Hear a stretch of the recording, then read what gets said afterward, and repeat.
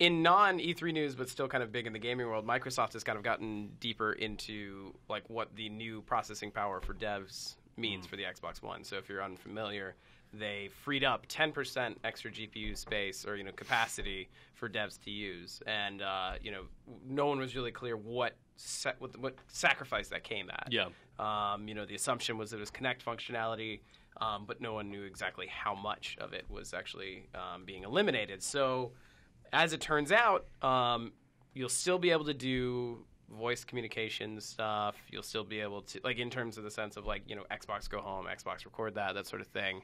But it seems like they've isolated specifically, like, motion tracking and identification as the stuff that kind of afforded the extra processing space for it, which, to me, doesn't seem like that big of a trade-off. No, it's great. I'm glad they kept working on it.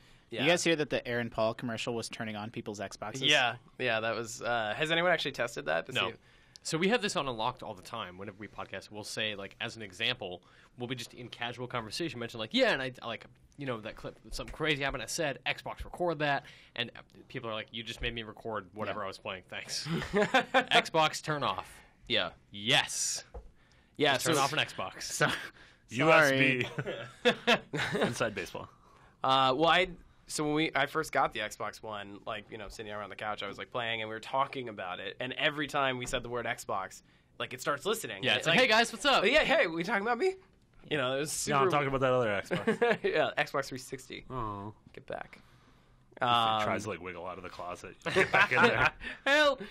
Can either next-gen console play media from a USB stick yet? PS4 Both cannot. can now. PS4 cannot. PS4 Really? You absolutely... can save to it.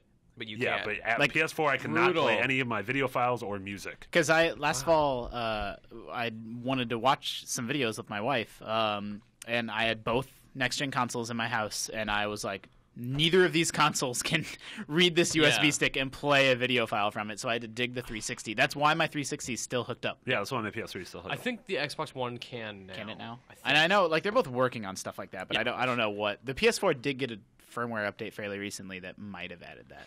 Xbox One, I know, has external storage support now. So I don't know. Maybe that's what I'm thinking of. Yeah, I don't know. I don't think you can watch stuff from it. Okay. Yeah, both are, if I'm not mistaken, I Like, think both are kind of lacking in the media playback, like either over a shared server or... I totally understand and appreciate that that's like an edge case for most people, but it's like something that I would do on a super regular basis, and so it's like, it's just an annoyance for me personally. Yeah. Well, and functionality was there for the PS3. Yeah. So... But, 10-year console, whatever. Maybe not.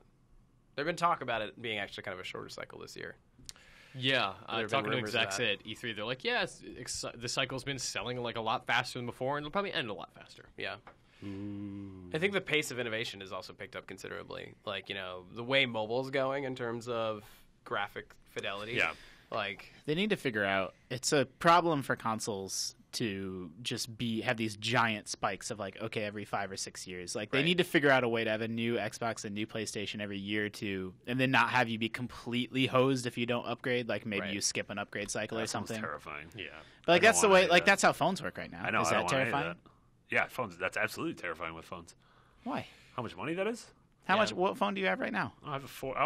Marty has a case. 4 that I is- had a flip phone a year and a half ago, and I was fine with it. So you what? So would you have a 4S right now? Yeah. Marty's on iOS So do you 6. feel like left out that you don't have a 5S? Well, Mitch makes fun of me sometimes. No, but like you feel like you can still do everything you want to do on your phone, but then in another couple years, maybe you won't be able to do everything. I feel like you it'd be wanna do. different with games, though. Like, Siri, tell Marty he sucks.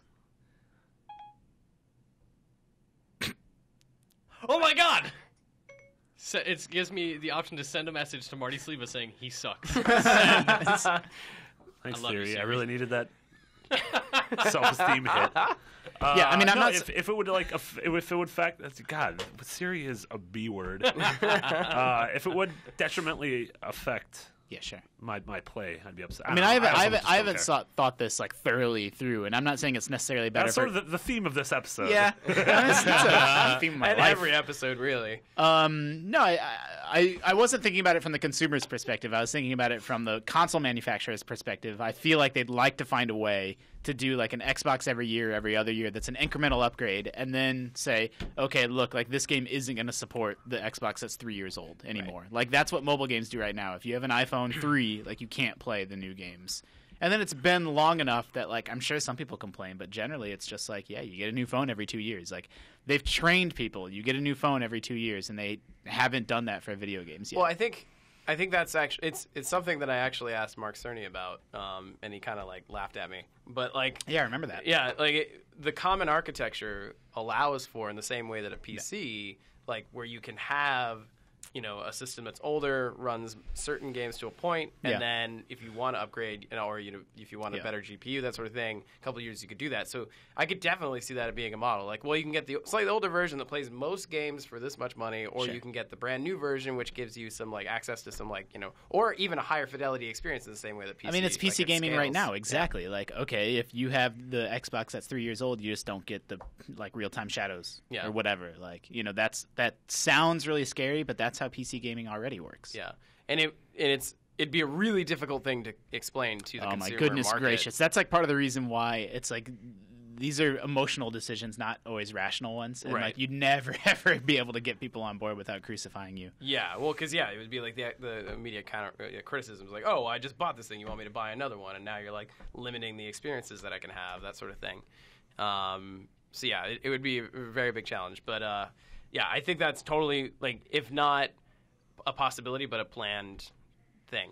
Like, where both companies are aware that, like, by unifying it under that common architecture, that they can scale it. Yeah, I think it would be healthy. More effectively. It would be healthy, but it would be really, really, really hard to get, you know, a mass market consumer on board. Yeah, but it does lend, you know, the capacity to do it in like 5 years as opposed to 10. Like at 5 years, I feel like early adopters would be like, yeah, that's fine.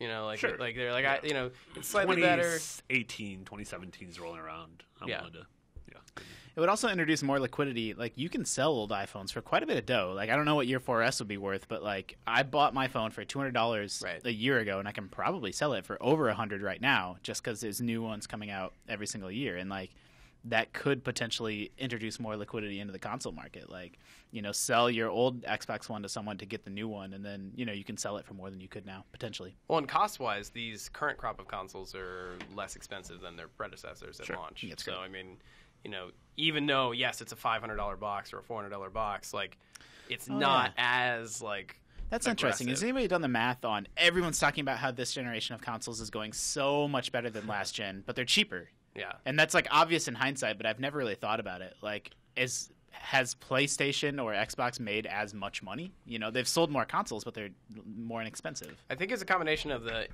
cost efficiency, but also the length between the last cycle. Yeah. Like it was a pretty long cycle last. I mean, Xbox is the same price as it was. At launch? Sony is cheaper. Yes, Xbox was more expensive at launch than the 360 was. The 360 has... Oh, yeah, you're right. Was $400 at launch, I want to say. I thought it was $500. I don't even remember anymore. Because the PS3 was $500 and $600. Yeah, PS3 was $599 at launch. And there was also a $499. Oh, was there really at launch? Yeah. I thought, because I remember the infamous $599 US at their Giant Enemy Crab press conference. I was at that press conference. God, that was a disaster. Giant Enemy Crab press conference. Yeah, so I guess what I'm getting at is I'm not trying to take anything away from... It was $299 and $399 for the Xbox 360 at launch. But the $299 one didn't have a hard drive or had some like... What was the arcaded unit? No, they didn't have the arcade at launch, but it was one that had like a 2 gigabyte hard drive or 4 gig. Yeah. Poor people. And poor people. Poverty. Premium and poverty. I remember the $299 one. I don't remember the details, but I remember it being a SKU that like you wouldn't want as like a real gamer. Yeah. But even the $400 one was like, what, 20 gigs or something? Yeah, it was. I had that one. Yeah. So I'm not trying to take anything away from the PS4's success, but I've just never... What are you trying to take away from the PS4's success? I've just never thought about until this exact moment that, like, how many PS3s did they move when they were $400? Like, that console was $500 and $600 for a long, long time. Right. So it's like kind of no wonder that they sold so well at launch. Like, it's just a better value proposition this time around. Yeah.